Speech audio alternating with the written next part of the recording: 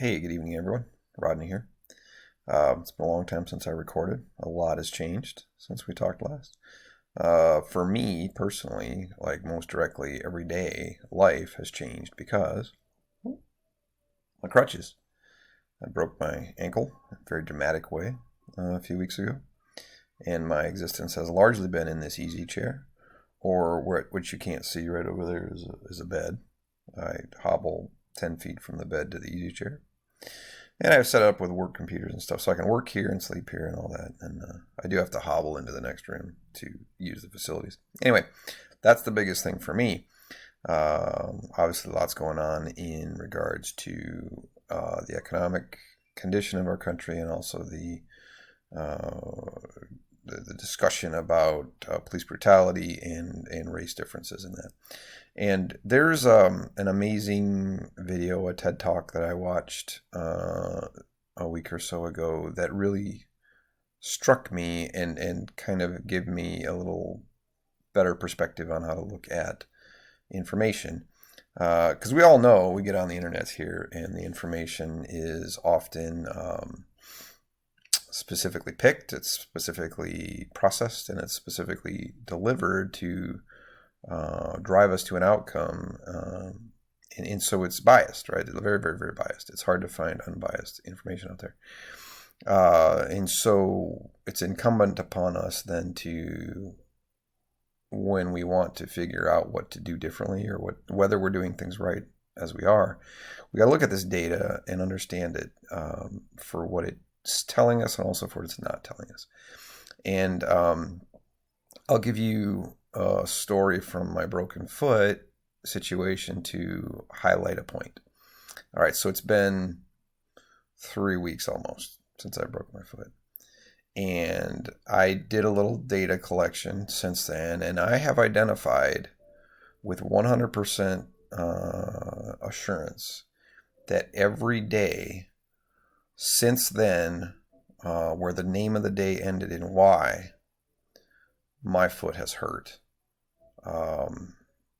Some days more, some days less, but yeah, it's hurt every day that the name of the day ends in Y. And so I'm thinking about this, and I'm struggling, and I'm like, oh, what do I do with this?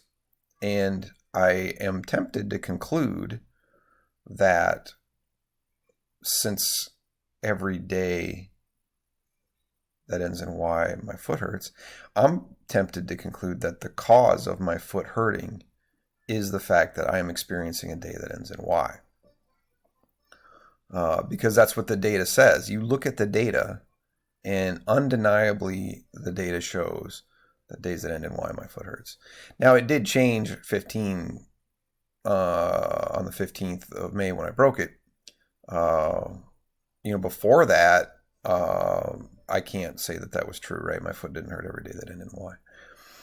But boy, since then, and we're talking 20 some odd days now, it is absolutely true. And so the point here is there is a great, perfect correlation between my theory that days that end in Y resulted in foot pain for me. There's a correlation there, but there's not a causation. And so obviously the cause of my foot pain is that it's not yet healed from being broken. That's another theory, though. The first theory is that the cause of my pain is that days end in Y. The second theory is that it's broken, and that's why it hurts. I think we intuitively know which is more likely the case here. But my point is when you see data about correlations between factors and conditions in our world, you gotta go and put a theory together on why that correlation might exist, and then you gotta go test the theory, and you gotta go test other theories, right? Most blatant in my mind is the data, and we see data all the time about economic mobility, about the number of police stops by race, et cetera, et cetera, et cetera. And the data shows a correlation between race and those factors.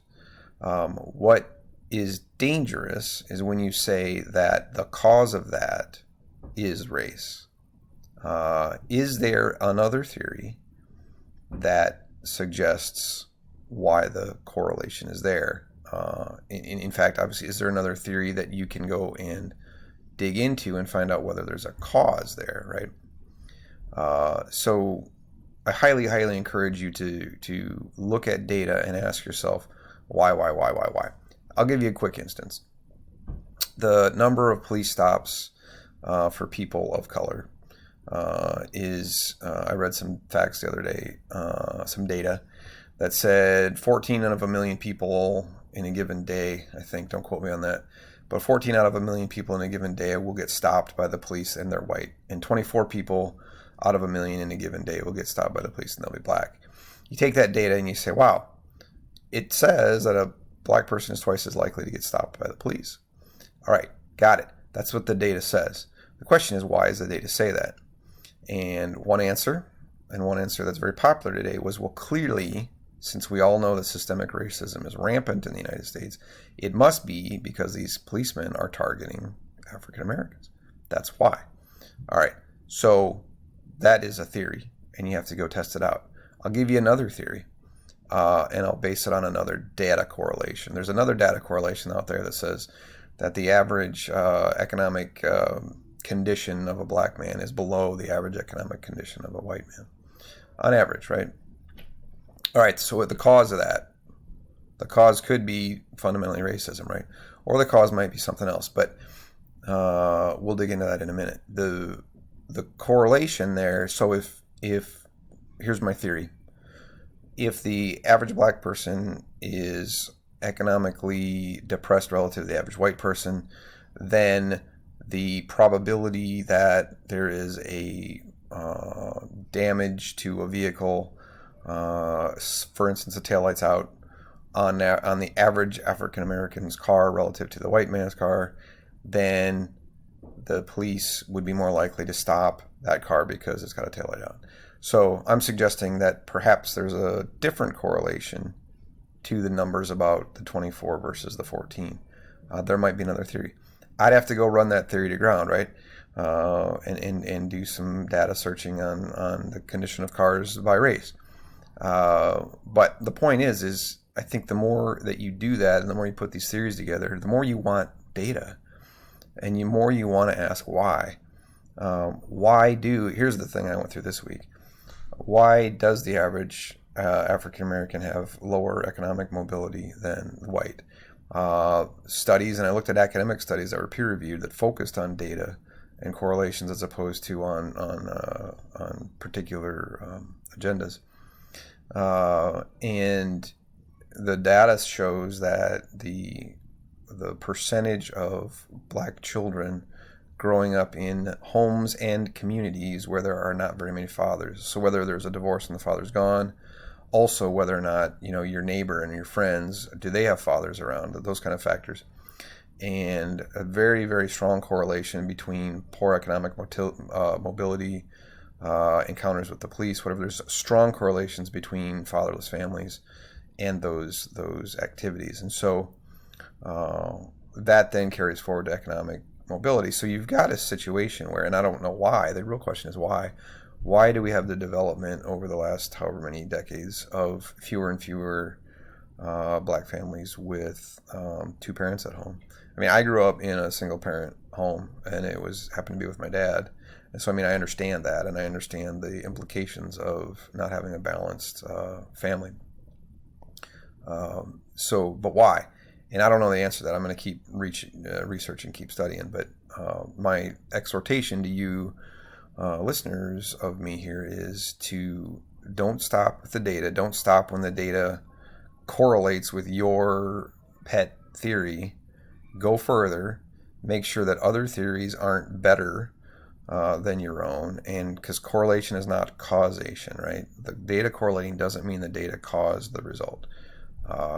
And you got to dig into that, and you got to be open to what the facts really are as opposed to what you want them to be.